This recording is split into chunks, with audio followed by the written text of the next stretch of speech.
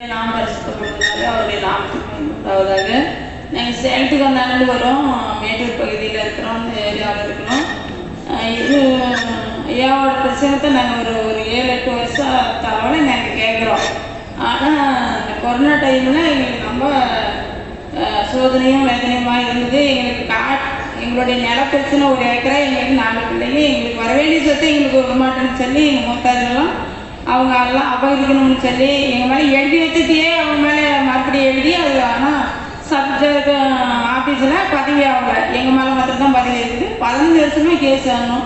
ஐயாவுக்கு ஃபோன் பண்ணி அந்த இடத்துல அந்த கொரோனா டைமில் தான் அவருக்கு ஃபோன் பண்ணி நாங்கள் பேசணும், எங்களுக்கு ஜெபம் பண்ணுங்கன்னு. அப்போ தமிழ் பேசுகிறவங்க ஒரு மேடம் இருந்தாங்க, அவங்க நல்லா ஜெபம் பண்ணுவாங்க எங்களுக்காக.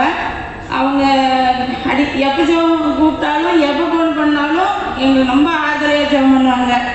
அது எங்களுக்கு ரொம்ப ஆறுதலையாக இருக்கும். எங்கள் பாஸ்டர்கிட்ட ஜெபம் பண்ணுறத விட இவங்ககிட்ட பண்ணுறது எங்களுக்கு பெஸ்ட்டாக தெரியும். அப்போ நாங்கள் கண்ணீரோட வேதனையோடு நான் சொன்னேன்னாக்கா, நீ கவலைப்படாத, கர்த்தர் கண்டிப்பாக உன்னுடைய சொத்தை திக்கற்ற பிள்ளைங்க சொத்தை அபகரிக்க ஆண்டவர் அனுமதிக்க மாட்டார், ஆண்டவர் உங்களுக்கு கொடுப்பாரு அப்படின்னு சொல்லுவாங்க. அது எனக்கு ரொம்ப ஆறுதலாக இருக்கும். எனக்கு 3 பையன் 1 பொண்ணு. அது ஒரு மகன் மொத்தமாக இறந்து போயிட்டோம், மிலிட்ரிக்கு வேலைக்கு போய். 2வது கடைசி மகனுக்கு திருமண காரியம் நடக்கணும், படிச்சுட்டு இருக்கிறான் அப்படின்னு சொல்லி அதையும் சொல்லி அந்த அம்மாட்ட ஜெபம் பண்ணுவேன். அப்போ கண்டிப்பாக அவனுக்கு நல்ல முறையில் நடக்கும், நீ விரும்புறதுக்கு வேண்டியதுக்கும் அதிகமாக செய்வார்னு அந்த அம்மா சொல்லுவாங்க. அப்படியே மகனுக்கு நல்லா ஒரு திருமணம் இப்போ மார்ச் மாதத்தில் நடந்துச்சு.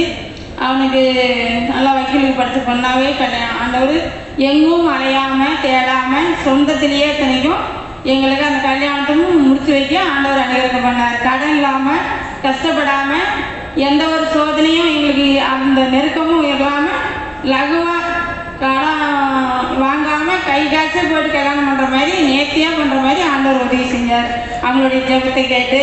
அப்புறம் எங்களுக்கு அந்த காடை எங்களுக்கு 2021வது வருஷம் தீர்ப்பாயிடுச்சு. ஆனால் அது அளந்து எங்களுக்கு இன்னும் கவர்மெண்ட் கொடுக்காம தடை பண்ணிக்கிட்டே இருக்கிறாங்க. அது எங்களுக்கு அளந்து கொடுக்க முடியும், நாங்கள் அதுக்காக ஜெபம் பண்ணிட்டு இருக்கிறோம். அப்புறம் ஐயா அப்போ வாங்க நாங்கள் நேரடியாக பார்க்கணுன்னு சொன்னாங்க. அதனால நேற்றையை பிடிச்சி பிரயாசப்பட்டு நாங்கள் 2-3 பேர் 4 பேர் எங்கள் சகோதரிகள்லாம் குடும்பமாக நாங்கள் வந்திருக்கிறோம். கர்த்தரை எவ்வளோ இவங்களுக்கு அந்த ஊழியத்துக்கு நாங்களே எவ்வளோ உதவி செஞ்சுருக்கிறோம். கர்த்தருடைய நாமத்துக்கு மகிமை உண்டாவதாக. அதை நம்ம சொல்லக்கூடாது, வலது கையில் கொடுத்தா இடது கை தெரியக்கூடாதுன்னு இருக்குது. அதனால நம்ம சொல்லக்கூடாது. கர்த்தர் எல்லாவற்றையும் ஆராய்ந்தறிந்து இருந்த தேவன் இன்னமும் உங்களுடைய ஊழியத்தை பெருக பண்ணுவாராக. நாங்கள் வாரத்தில் 2 நாளைக்கு ஜெபம் பண்ணுறது உண்டு, ஆனால் தினசரியும் நாங்கள் ஜெபம் பண்ணுறது உண்டு. அந்த ஜெபத்திலாம் அவங்க நினச்சிக்குவேன். எல்லா ஊழியக்காரருக்காகவும் ஜெபம் பண்ணுறதை விட இவங்களுடைய ஊழியத்தை எனக்கு தெரிஞ்சவங்களுக்குலாம் நான் சொல்லுவேன், இந்த ஊழியம் இந்த கொரோனா டைமில் எத்தனையோ 500 கோடி செலவு பண்ணிக்கிறாங்க. இவங்க எல்லாத்தையும் சொல்லும் போது என் மனசு எவ்வளோ வேதனையாக இருக்கும். நம்ம பாஸ்டர்லாம் எப்படி கூட கேட்க மாட்டேங்கிறாங்க. ஆனால் இந்த பாஸ்டர் இவ்வளோ செலவு பண்ணுறாருன்னா தேவன் மனுஷனால் இது ஆகாது, தேவனால் தான் ஆகும்.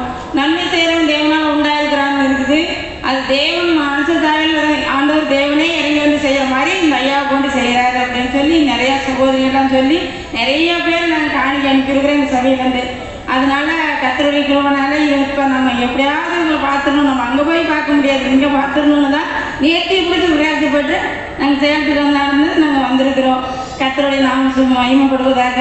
ஆனால் எங்களுக்கு ஜெபம் பண்ணின ஐயாவுக்கு, அவங்க சபைக்கு, அவங்க ஊழியர்களுக்கு எல்லாத்துக்காகவும் நாங்கள் ஜெபம் பண்ணுறோம். கர்த்தர் மென்மேலும் ஆசீர்வதிப்பாராக. அவங்களுக்கு நீடித்த நாங்களும் தீர்க்காயுசு சமாதானத்தை கொடுத்து பெருக பண்ணுவாராக. இயேசு கிறிஸ்து நாமத்தில் ஆசீர்வதிக்கிறேன். ஆமென். சுருக்கம்